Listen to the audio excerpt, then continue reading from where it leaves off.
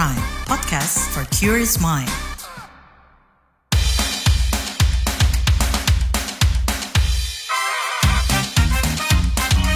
Kamu lagi dengerin podcast What's Trending. Kamu mendengarkan What's Trending bersama saya, Lea Baneza.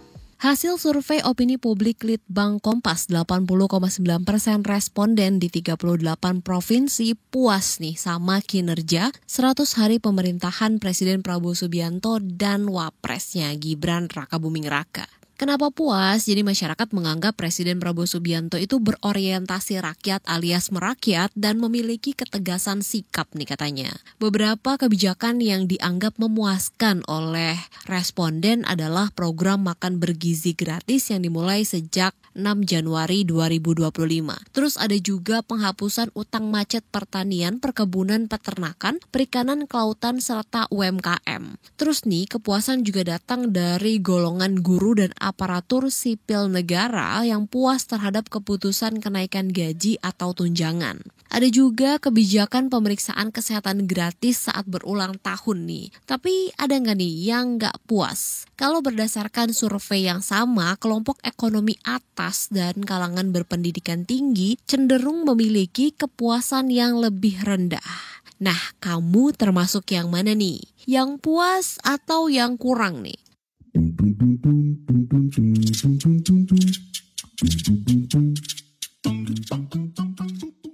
Yang pertama, komentar @herxx. Saya sebagai warga Jabar sangat puas dengan kinerja Presiden Prabowo. Lanjut @pakxx. Kerja belum kelihatan kok, sudah 80% aja puas nih. Ajaib memang warga Konoha. @rekxx. Saya belum puas, harusnya bisa lebih baik lagi. @dwixx. Pasar masih sepi, daya beli masyarakat masih lesu. @babxx. Saya puas dengan hasil kerja. Supaya lebih puas, saya dukung korupsi dibabat habis dan UU perampasan aset segera dibereskan dan tingkatkan keamanan di masyarakat. Lanjut komentar @halfxx. Mungkin kepuasan ini berdasarkan apa yang pemerintah kerjakan sampai saat ini. Program-program yang mereka berikan langsung kena pada masyarakat bawah, seperti makan gratis, diskon listrik, dan sebagainya. Tapi balik itu, jangan lupakan dari mana asal sumber dana. @edixx. Enak banget jadi pemimpin di Indonesia ya, gini-gini aja udah puas. @novxx. Yang puas itu lihatnya dari sudut pandang dari mana ya? Perasaan belum ada apa-apanya deh. Yang terakhir komentar AKXX. Mari kita dukung bersama pemerintah untuk masa depan Indonesia.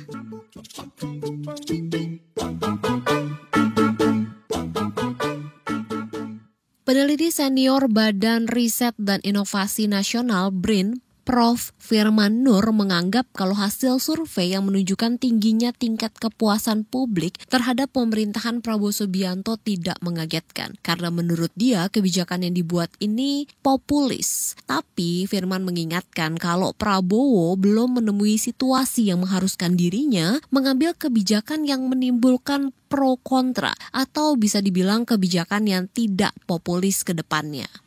Aku mau ngomongin soal hasil survei kepuasan publik nih Pak di 100 hari kerja Prabowo nih Pak, ya kan? Angkanya cukup tinggi ya Pak ya, di 80%-an. Nah, ini tuh gimana sih Pak? Apakah sesuai prediksi atau cukup mengagetkan Pak? Karena angkanya cukup tinggi ya. Sangat menguntungkan buat Prabowo ya menurut saya. Ya surprising juga sih. Karena kan dulu Jokowi ketika menjadi presiden di 100 hari pertama itu nggak segitu ya, 60% lah dia itu kira-kira. Dan kan survei menunjukkan Jokowi 75%. Jadi kira-kira memang ini satu yang cukup tinggi. Mungkin bagi sebagian kalangan ini cukup tapi bisa juga ya karena ekspektasi yang relatif terpenuhi ya mungkin dari publik juga. Jadi memang itu juga angka yang tidak terlalu surprising.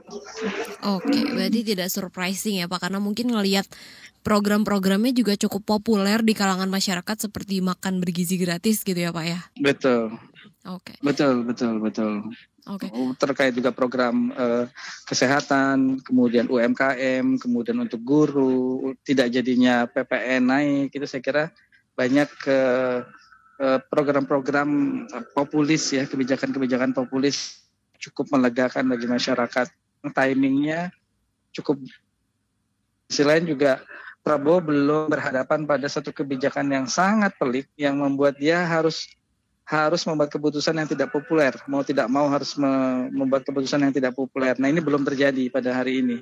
Oke. Sehingga overall sosok Prabowo ya masih dianggap baik lah oleh kebanyakan masyarakat. Oke, masih dianggap merakyat gitu ya Pak? Masih rakyat gitu ya. Oke. Nah, Pak, ini kan kalau ngelihat tren dari surveinya sendiri kan memang dari kalangan menengah ke bawah nih yang kepuasannya cukup tinggi, dan untuk kalangan menengah ke atas dan berpendidikan tinggi ini kurang puas nih sama kinerjanya Prabowo. Nah, mungkin kalau dari menengah ke atas sendiri apa nih sih Pak penyebabnya, dan mungkin kebijakan apa nih yang menurut Bapak nih bikin mereka tuh? Kalau menengah ke atas kan lebih well informed ya. Dan juga bisa melihat langsung beberapa hal, dan dia punya analisis langsung yang lebih independen dan punya keberanian untuk menyatakan pendapat begitu ya. Mengenai mungkin sikap tentang harus dibagaimanakan koruptor misalnya, itu sistem yang masih kontroversial ya. Ini seperti sendiri ya. Kemudian juga bagaimana performa menteri-menteri yang saling kontradiktif, yang kerja, yang menuntut terlalu tinggi, seperti ada menteri lah yang dulu minta anggaran yang sangat tinggi. Kemudian kebutuhan antara pemenuhan program-program yang merakyat dengan jumlah kabinet yang demikian besar, yang tentu saja akan menghasilkan banyak pengeluaran bagi negara, itu juga menjadi kritik sendiri begitu. Hal-hal yang seperti ini tidak bisa dipahami dan juga mungkin tidak lengkap informasinya sampai ke bawah gitu. Wajar ya, karena kan masyarakat menengah ke bawah kan tidak punya waktu banyak untuk betul-betul bisa mengamati politik begitu. Oke, Pak. Tapi kan tadi Bapak ada sempat bilang kalau kebijakan Prabowo sekarang memang masih memihak rakyat lah ya, kesannya masih populis, populer di kalangan masyarakat. Tapi kan mungkin ke depannya itu ada situasi di mana Prabowo ini mesti mengambil keputusan-keputusan yang tidak populer di kalangan masyarakat, mungkin bahkan memicu pro kontra gitu ya terkait dengan kebijakan ini. Berarti kan ini ada potensi itu. Nah, itu gimana Pak untuk mungkin mempertahankan angka yang udah bagus nih di awal terkait dengan kepuasan di pemerintahan Prabowo ini? Hanya susah ya mempertahankan nilai bagus ya. Bahkan Jokowi sendiri pernah dapat 40% loh. Iya. Di persepsi masyarakatnya, terutama di awal-awal pemerintahan. Tapi memang pemerintah itu juga harus berpikir ke depan. Dia tidak harus selalu ikut apa yang diinginkan oleh masyarakat. Dia tidak bisa selamanya membuat kebijakan yang populer terus. Satu keterdesakan mungkin di level global yang membuat seorang presiden harus membuat keputusan strategis menyelamatkan negara gitu, termasuk dalam sisi keuangan misalnya, yang memang mungkin keputusannya yang terbaik adalah misalnya ya meningkatkan harga tertentu gitu. Itu akan wajar dihadapi oleh pemerintahan. Tidak ada satu pemerintahan yang memang mulus selalu baik, tapi juga tidak ada yang selalu gitu, fluktuatif lah. Oke, Pak, mungkin terkait dengan catatan gitu Pak, ada nggak sih catatan yang mestinya gitu diperbaiki oleh pemerintahan Prabowo ke depannya, dan mungkin apa aja nih Pak potensi penurunan kepuasan publik faktornya yang mesti diwaspadai juga sama Prabowo? Ya, misalnya sekarang kan Prabowo memiliki kebijakan-kebijakan yang mahal yang harus dia lunasi sebagai konsekuensi dari janji kampanye. Nah, program-program mahal ini kan memang harus dicarikan cara untuk dipenuhi begitu ya, selain persoalan-persoalan lain. Nah, dalam pemenuhan ini memang harus selalu dipertimbangkan first thing first ya, harus diutamakan kepentingan yang banyak begitu, dan dicarikan formnya agar tidak kemudian merugikan masyarakat secara umum. Nah kalau memang ada cara lain ya mau dikata, tapi keputusan yang memang kurang memuaskan pun itu harus ada alasan yang logis. Itu harus bisa disampaikan kepada masyarakat juga secara apa adanya. Tidak no drama lah Tupi. Saya kira kalau masyarakat diinformasikan apa adanya dan diajak berpikir, ya saya kira di situ masyarakat bisa memahami begitu ya. Kenapa akhirnya muncul satu kebijakan yang tidak populer begitu. Nah ini memang tugas pemerintah untuk bisa, kalau sudah terpaksa melahirkan kebijakan yang tidak populer, itu harus bisa menjelaskan secara seluas-luasnya apa adanya kepada masyarakat banyak begitu. Saya kira kalau itu yang dilakukan, pasti akan mencoba memahami begitu. Oke, baik Pak Firman, terima kasih banyak. Ya. Sukses selalu Pak. Sukses ya, sehat selalu. Amin. Direktur Eksekutif Center of Reform on Economics Core Indonesia Muhammad Faisal mengakui kalau di masa 100 hari pemerintahan Prabowo cukup memikat hati publik, khususnya nih di kalangan menengah ke bawah. Tapi untuk kalangan menengah ke atas yang melek politik bisa jadi lain. Mas, aku mau tanya terkait dengan ini Mas, survei kepuasan publik yang 100 hari kinerja Prabowo nih Mas. Ini kan kalau kita bisa katakan ini jumlah yang cukup tinggi gitu ya kepuasan publiknya. Ya. Nah ini gimana nih Mas? Sesuai prediksi nggak sih? Dan apakah emang karena kebijakannya nih populis gitu? Jadi 100 hari memang susah untuk kemudian memberikan penilaian secara cukup fair ya. Tapi kalaupun kemudian angkanya sampai 80 juga itu memang banyak mengundang tanda tanya juga gitu kan. Karena kalau 80 itu berarti bagus, prestasinya apa kan begitu ya.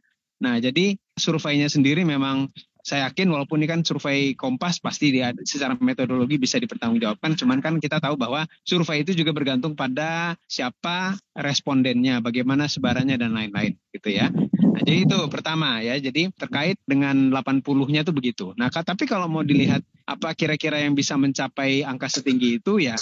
Satu, pertama mungkin masyarakat sendiri sebagai yang disurvei, ya ini kan sekarang paling tidak ada beberapa hal yang agak lebih mending mungkin dibandingkan periode sebelumnya. Dari sisi misalnya satu polarisasi ya yang tidak sebesar pada periodenya Pak Jokowi, mungkin itu yang dilihat pertama. Iya. Dan yang kedua juga adalah basis dari pemilu ya, Pilpres terakhir yang mana kalau kita lihat dari angka voting yang diperoleh Prabowo kan memang tinggi ya, jadi di atas 50%, jadi satu putaran lah. Ya, jadi itu sebetulnya modal, artinya bagi para pendukung Prabowo Gibran terlepas dari pertanyaan permasalahan validitas daripada votingnya, tapi paling tidak itu katakanlah sebagai sesuatu yang menjadi basis untuk mendapatkan vote yang lebih tinggi dalam survei, gitu ya.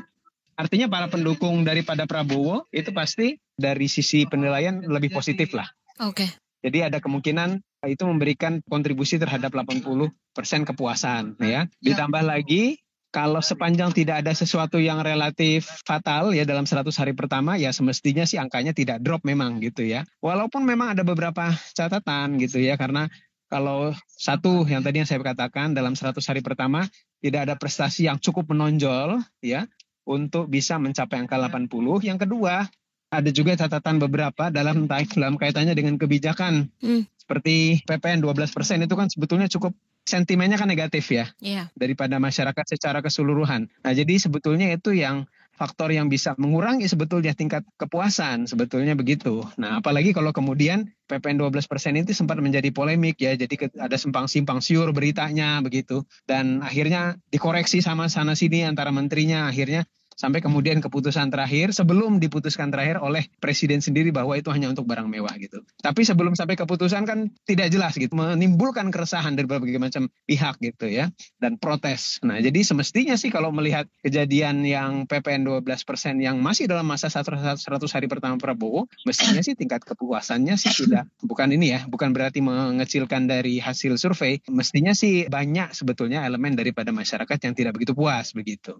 Oke, Mas, tadi ngomongin soal siapa yang disurvei, elemen masyarakat mana yang puas, ini kan dari surveinya sendiri mengatakan kalau kalangan menengah ke bawah nih Mas, yang rata-rata tingkat kepuasannya itu tinggi. Dan masyarakat kalangan atas ini yang kepuasannya tuh cukup rendah gitu, khususnya juga yang berpendidikan tinggi kan. Nah ini mungkin ngelihat tren ini tuh gimana Mas? Apa sih yang mungkin membuat yang rendah itu puas, yang tinggi itu justru malah nggak puas gitu?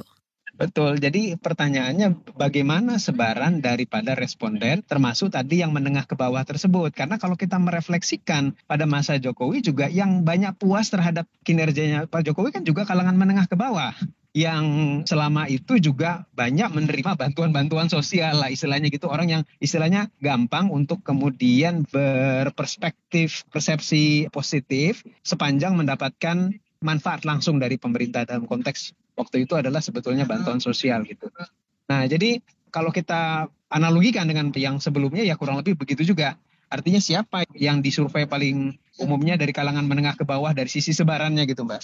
Nah itu kan kita tidak tahu. Kita cuma hanya tahu informasi yang sudah jadinya ya. Itu untuk tentu saja untuk kalau saya sebagai peneliti saya perlu melihat sampai istilahnya tuh data aslinya lah gitu. Tapi saya tahu itu tidak bisa dikeluarkan gitu oleh lembaganya gitu. Mas, tapi mungkin kalau melihat tren di masyarakat gitu ya Mas ya, kira-kira kebijakan apa aja nih Mas yang bikin masyarakat itu puas dan kenapa gitu?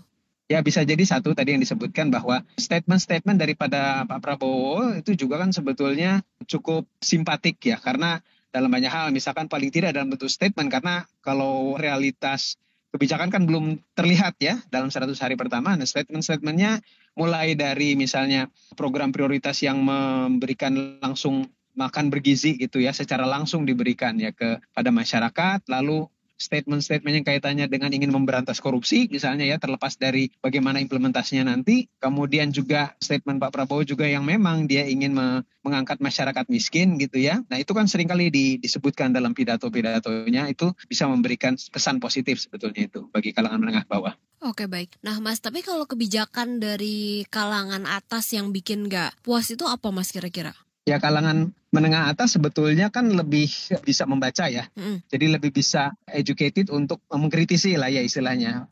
Jadi tidak hanya bisa dibeli dengan hanya pidato-pidato yang sifatnya populis gitu ya, yang sifatnya mengambil hati. Nah tapi juga melihat kira-kira mungkin nggak dilakukan, kira-kira nanti konsisten atau tidak. Begitu termasuk juga kaitannya dengan PPN, kenaikan PPN itu kan salah satu yang sebetulnya yang bisa memahami itu adalah kalangan menengah atas yang lebih educated. Oke, Mas, tapi kalau misalnya kita ngelihat kondisi ekonomi kan bisa dikatakan Indonesia nih ekonominya masih terpuruk gitu ya, masih belum bisa. Iya, ada masalah di kelas menengah sekarang justru gitu. Iya, iya kan. Nah, itu kan kalau misalnya kita lihat efek dari ekonomi yang buruk itu kan pasti yang dirasakan itu di ekonomi menengah ke bawah kan. Tapi ini kenapa sih Mas mereka tuh tetap merasa puas-puas aja gitu? Ya, sekali lagi kalau yang saya bilang kelas bawah itu sudah banyak diguyur bansos gitu ya. Yang masalah tuh sekarang adalah yang kelas menengah yang luput daripada insentif, yang luput daripada perhatian pemerintah, dan yang juga tidak mendapatkan insentif termasuk juga bansos kan tidak gitu kan ya. Dan jelas memang kalau kelas menengah memang tidak semestinya dapat bansos gitu ya.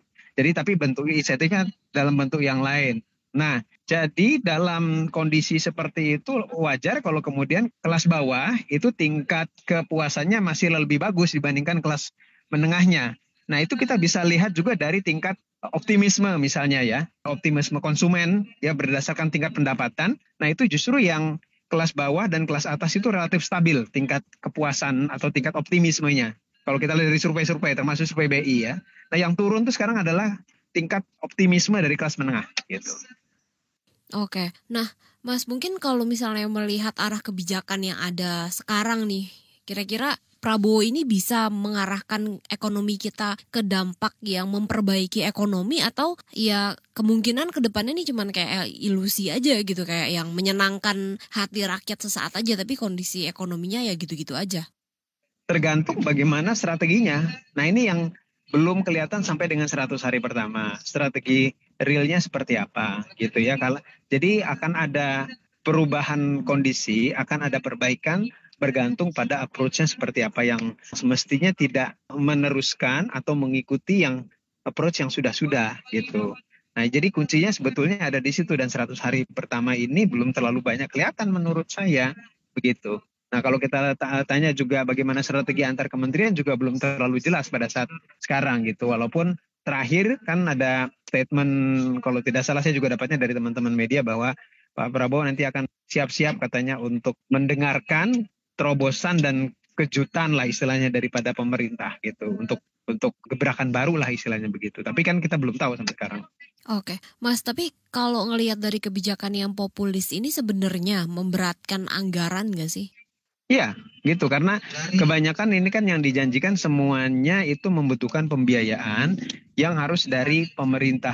Dulu ya samalah sebetulnya dengan pemerintahan sebelumnya ya, di zaman Pak Jokowi juga kebanyakan statement-statement yang populis itu kan sebetulnya dengan mengandalkan pembiayaan dari pemerintah, dari APBN gitu ya. Walaupun pada kenyataannya kan akhirnya di beberapa yang dijanjikan juga tidak bisa dibiayai ya dengan secara sepenuhnya lah gitu. Harus membutuhkan investasi juga gitu. Dan pada kenyataannya sekarang juga begitu kan. Jadi program-program prioritas pemerintah juga karena keterbatasan biaya, nah akhirnya juga mengharapkan ada bantuan, ada kontribusi dari pelaku swasta juga gitu, termasuk yang makan bergizi gratis kan juga begitu.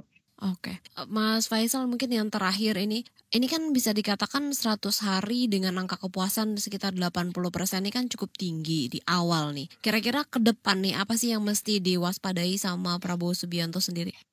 Ya, artinya kalau anggaplah kita given bahwa memang dia 80% itu kurang lebih menggambarkan lah. Ya, kita anggap aja given begitu. Berarti yang perlu dijaga adalah ekspektasi daripada masyarakat di awal yang sudah bagus berarti kan. Nah, karena ini kalau kemudian dalam perjalanannya nanti ke depan ternyata tidak seperti yang diharapkan atau banyak kemudian kelemahan atau kegagalan, ini kan yang akan menurunkan ekspektasi masyarakat atau kepercayaan masyarakat kepada pemerintah gitu.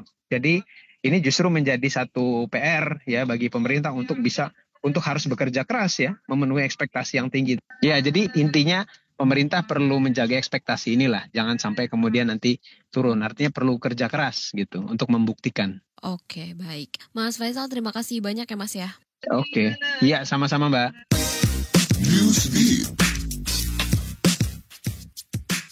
Imbas gencatan senjata Gaza, Organisasi Kesehatan Dunia WHO menyatakan butuh akses penuh ke seluruh wilayah untuk penyaluran bantuan kemanusiaan. Pasalnya, kondisi infrastruktur jalur Gaza hancur imbas perang Israel-Hamas. Direktur Jenderal WHO Tedros Adhanom Ghebreyesus menyatakan selama ini sulit memenuhi dan memulihkan sistem kesehatan di jalur Gaza. Hal ini dikarenakan skala kerusakan, kompleksitas operasional, dan berbagai kendala lainnya.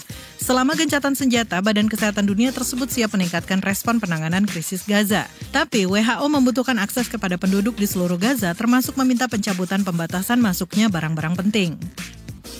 TikTok mulai mengaktifkan kembali layanannya di Amerika Serikat setelah Presiden terpilih Donald Trump mengumumkan pemulihan akses aplikasi tersebut. TikTok menyatakan pemulihan dilakukan secara bertahap, mulai dari penyediaan layanan dasar hingga nanti pemulihan sepenuhnya. Sebelumnya, layanan TikTok dihentikan sesuai Undang-Undang Keamanan Nasional Amerika Serikat.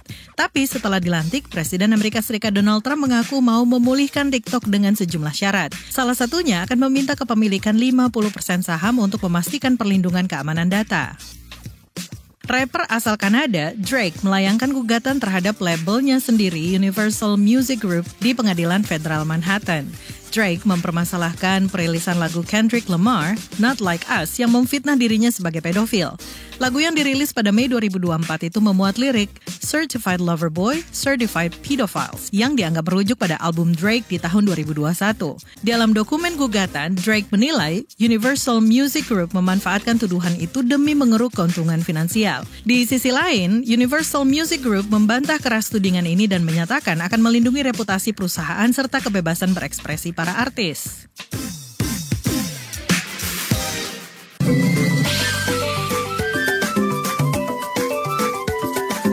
WhatsApp Indonesia. WhatsApp Indonesia, kita mulai dari Jakarta.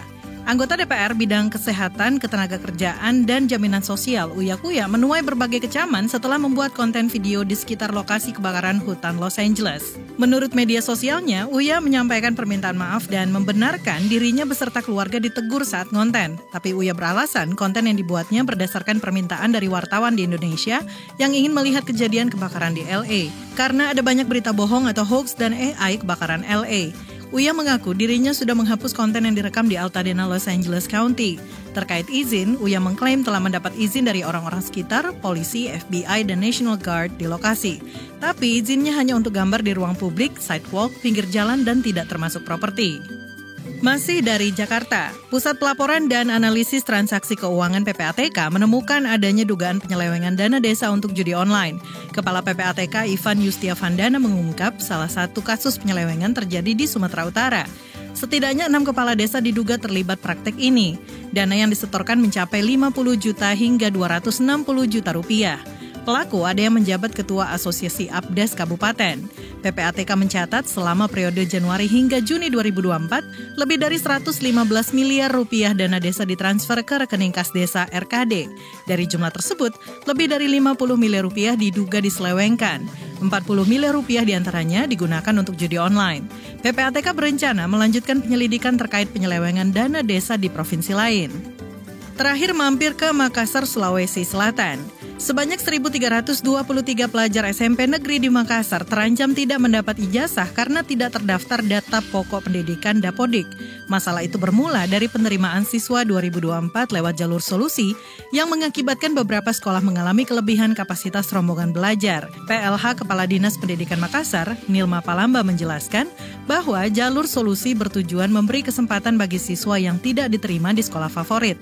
Namun, kebijakan ini menyebabkan ketidakseimbangan kapasitas antar sekolah. Ombudsman Sulsel, Ismu Iskandar menegaskan, prioritas utama saat ini adalah memastikan siswa yang belum terdaftar segera didaftarkan dalam Dapodik sebelum 31 Januari 2025. Dinas Pendidikan dan Inspektorat terkait pun tengah mengevaluasi masalah tersebut. Demikian WhatsApp Indonesia hari ini. Di akhir perjumpaan kita, saya mau ajak Anda menyimak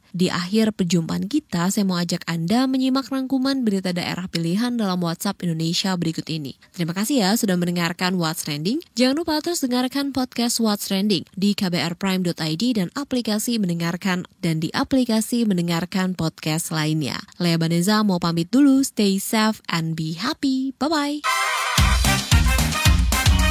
Kamu lagi dengerin podcast What's Trending.